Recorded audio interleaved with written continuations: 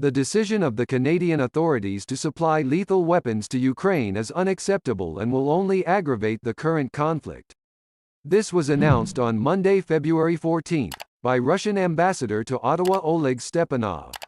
According to him, arms supplies do not bring peace closer, but only prolong and aggravate the situation. By providing weapons, Western countries are pushing the Kiev regime to continue the war against its own people, he said. Stepanov stressed that the Russian side calls on the Canadian government to refrain from such actions. Instead, he proposes using his special influence with the authorities in Kiev to bring them to the negotiating table with Donetsk and Lugansk and to encourage full and unquestioning implementation of the Minsk agreements.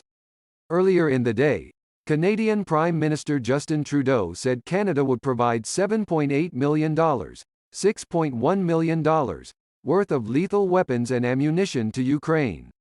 In addition, Canada will provide an additional $500 million, approximately $390 million, to support Ukraine's economic resilience. Against the backdrop of widespread speculation about Russia's allegedly impending invasion of Ukraine, Western countries have increased its military support. So, on February 4, Canada sent a transport aircraft with non-lethal weapons to Ukraine. Prior to that, on January 21, President of Ukraine Volodymyr Zelensky announced on Twitter that Canada had allocated $120 million to Ukraine as support. The United States has provided military assistance to the country several times since the beginning of the year. The Czech Republic plans to send 152 mm heavy artillery shells here.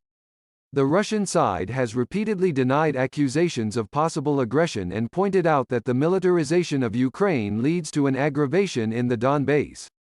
On January 28, Russian Foreign Minister Sergei Lavrov said that Russia was not going to start a war with Ukraine, and Western countries and the United States were, hysterically, developing the topic of a threat to Ukraine from the Russian Federation instead of forcing Ukraine to comply with the Minsk agreements.